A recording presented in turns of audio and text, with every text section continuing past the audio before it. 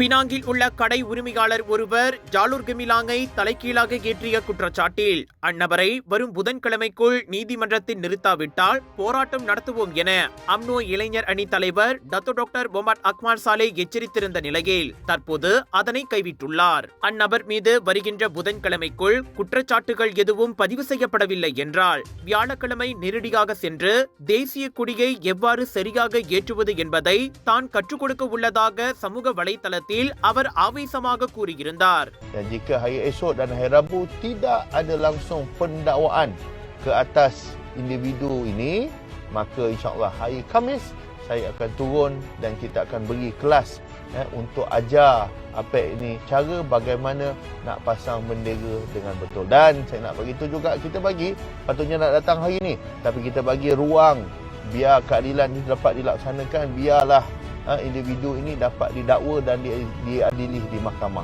Itu kita hormat dengan undang-undang. Tapi kalau hanya disenyapkan saja begitu rupa, tak apa. Kita bagi hari ini dan esok. Kita tunggu pendakwa raya nak dakwa.